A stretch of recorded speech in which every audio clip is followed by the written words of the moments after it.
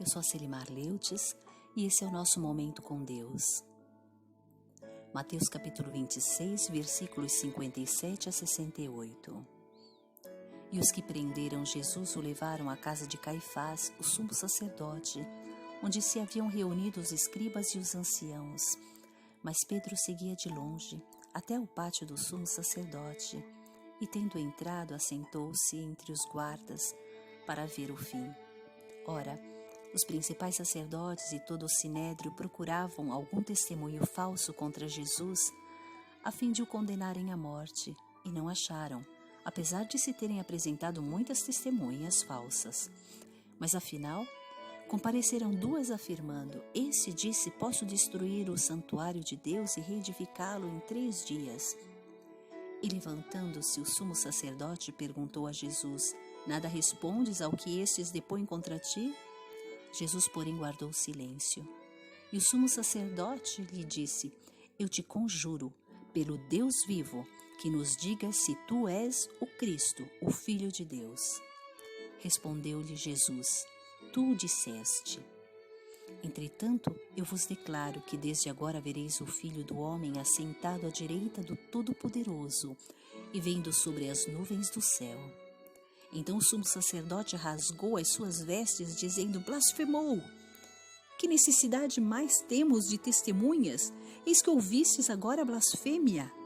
Que vos parece? Responderam eles: É réu de morte.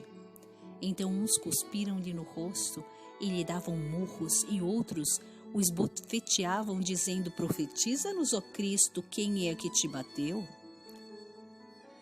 Por volta da meia-noite, Jesus foi levado preso. O seu julgamento teve 2 partes. A primeira parte foi eclesiástica, com as autoridades religiosas judaicas, e a segunda foi um julgamento civil, com as autoridades romanas, pois os judeus não podiam condenar ninguém à morte.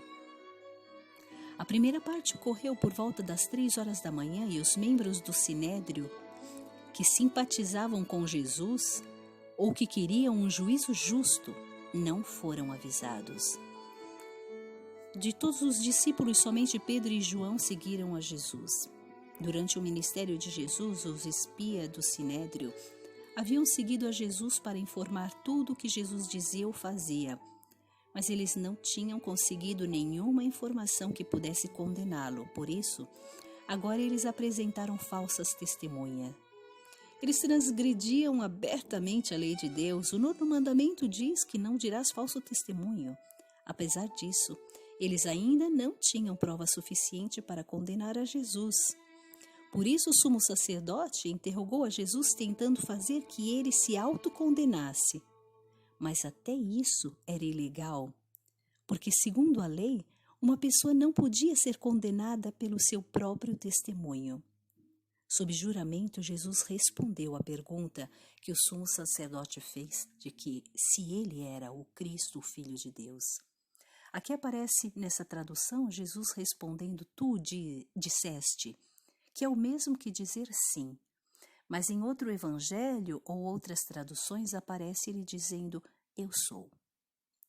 E completa ainda o comentário fazendo menção à sua ascensão ao céu depois da ressurreição e à sua vinda como juiz do mundo. O sumo sacerdote rasga suas vestes em sinal de indignação por julgar que Jesus blasfemou. Primeiro, que não era blasfêmia, porque ele realmente era Deus. Em segundo lugar, pela lei mosaica, era proibido que o sumo sacerdote rasgasse suas vestes pelo que representava. Ao fazer isso, ele já se desclassificava para desempenhar os deveres do seu ofício e não poderia continuar julgando a Jesus. Mas os rabis tinham mudado a lei mosaica e afirmavam que em caso de blasfêmia sim que podiam rasgar as vestes.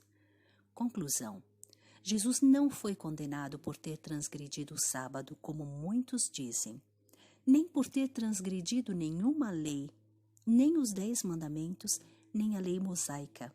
Ele foi condenado porque não o aceitaram como Deus. E como pela lei judaica era réu de morte, qualquer pessoa que não sendo Deus se fizesse passar por Deus, ele foi condenado. Que Deus te abençoe.